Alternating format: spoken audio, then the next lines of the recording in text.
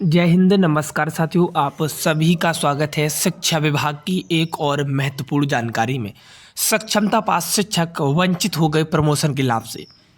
शिक्षा विभाग का क्या कुछ फैसला है, कौन कौन से आदेश जारी हुए हैं, कौन कौन सा पत्र विभाग की तरफ से जारी किया गया है, इस वीडियो में हम इस पर महत्वपूर्ण चर्चा करेंगे।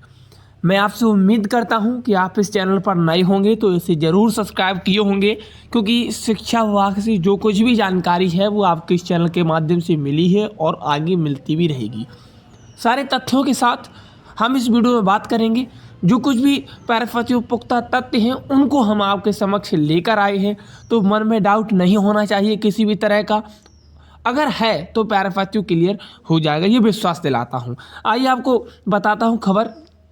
सबके मन में एक ही सवाल है कि सक्षमता परीक्षा दें या नहीं दें। कहीं ऐसा तो नहीं होगा कि बाद में पछताना पड़ेगा। साथियों, इसी दुविधा को लेकर आज मैं बिल्कुल साफ साफ आपके सामने रखने वाला हूं। देखिए, सबसे पहले यह समझ लीजिए कि घबराने की ज़रूरत नहीं है।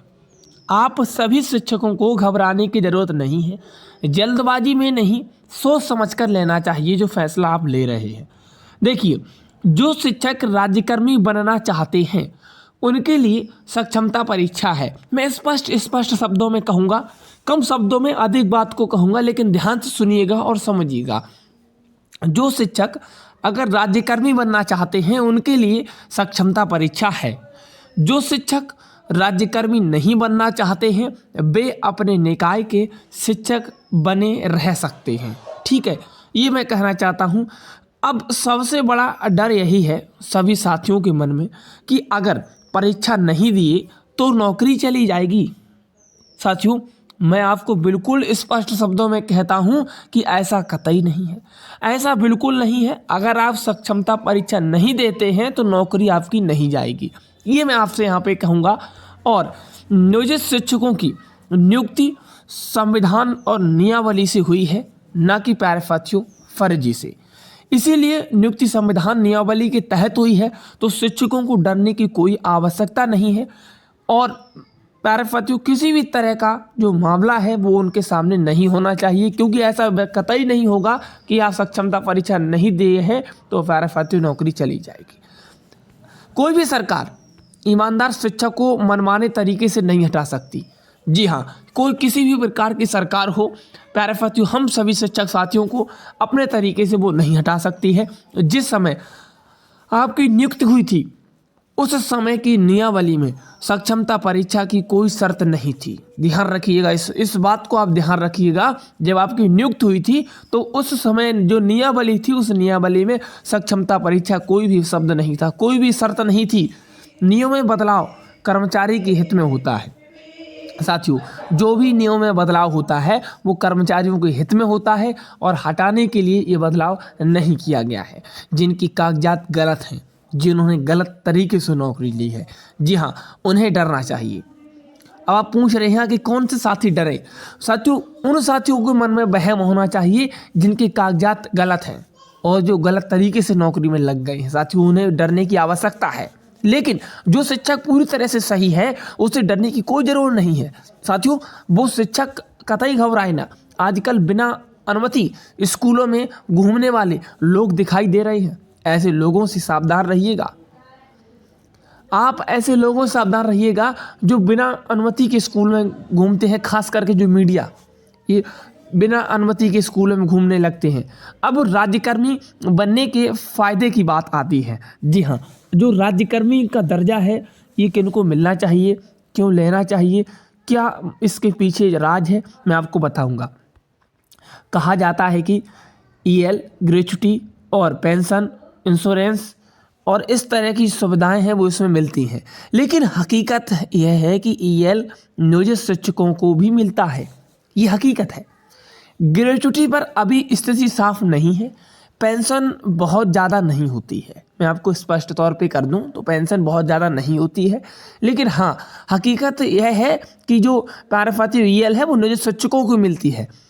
एक बड़ा मुद्दा है सीनियरिटी और प्रमोशन। जी हाँ, प्रमोशन सक्षमता देने पर सीनियरिटी समाप्त हो जाती है। वेतन संरक्षण का मतलब सेवानिवृत्तता नहीं होता। आप इस बात को मैंने पिछली वीडियो में भी स्पष्ट किया था। साथियों, अक्सर लोग कहते हैं कि सब दे रहे हैं तो हमें भी देना चाहिए क्या। मैं आपसे कहता हूं, भीड़ देखकर फैसला मत लीजिए। अब सबसे अहम सवाल है कि आखिर दें या ना दें, ये दुविधा का सवाल बना हुआ है। साथियों, अगर मन में दुविधा है तो परीक्षा दे दीजिए, इस बात को ध्यान रखिएगा। अगर आपके मन में अभी भी दुविधा है तो आप परीक्षा दे दीजिए, और अगर साफ समझ में आ गया है कि फ़ायदा नहीं है तो मत दीजिए। और मैंने आपको बताया है, मैंने पिछली वीडियो एक बताई थी, मैं उसको लिंक डिस्क्रिप्शन में लगा दूंगा कि क्या क्या इससे फ़ायदे हैं, क्या क्या नहीं फ़ायदे हैं। और आज जो लेकर आया हूं, तो आप इस पूरी वीडियो से समझ गए होंगे कि सक्षमता परीक्षा देना ज़रूरी है या नहीं देना ज़रूरी है। देने से बहुत बड़ा फ़ायदा नहीं होगा, इस बात को आप ध्यान रखिएगा, और ना देने से भी बहुत बड़ा नुकसान नहीं होगा, ये बात भी आप ध्यान रखिएगा। साथियों, मैं आपको एक उदाहरण के तौर पे समझाता हूँ। खाने में दुविधा है, यानी कि आप खाना खाने बैठे तो दुविधा है तो आप उसे मत खाइएगा। जी हाँ, उसे मत खाइएगा। लेकिन सोच जाने में दुविधा हो तो आप ज़रूर जाइएगा। उसी तरह से परीक्षा में अगर दुविधा है तो दे दीजिए। अगर आपको दुविधा है तो दे दीजिए, और अगर स्पष्ट है तो आप मत दीजिए। ठीक है साथियों, अब इस बात को आप समझ चुके होंगे कि अगर दुविधा है तो मत दीजिएगा, दुविधा है तो आप दे दीजिएगा। और प्यारे साथियों, अगर किसी तरह परीक्षा में अगर दुविधा है तो प्यारे साथियों, कहीं ना कहीं आपको स्पष्ट रूप से परीक्षा में शामिल हो जाना चाहिए। और मैंने जो तथ्यों के साथ आप सभी के समक्ष लेकर आया हूं, इससे हम सारी चीज़ों को आप विस्तार पूर्वक देख ही रहे होंगे। और मैं सभी साथियों से अंत में यही कहूँगा कि नियोजित शिक्षक वर्तमान स्थिति में सुरक्षित और मजबूत हैं। नियोजित शिक्षक वर्तमान जो स्थिति है उनकी बहुत ही बढ़िया स्थिति है, सुरक्षित है पूरी तरह से, और अभी मजबूत भी है। फैसला आपके हाथ में है, फैसला आपका है, सोच समझ कर निर्णय लीजिएगा। साथियों, लास्ट में जाते जाते मैं यही कहूँगा कि जितने भी मेरे शिक्षक साथी हैं, इस विचार को सोच समझ के आप करिएगा, क्योंकि डेट निकल ही गई है, सारा कुछ अब बारी है परीक्षा देने की। तो उसी के तथ्य पर, उसी के आधार पर मैं इस वीडियो को लेकर आया हूं, क्योंकि कई शिक्षकों के कमेंट आ रहे थे।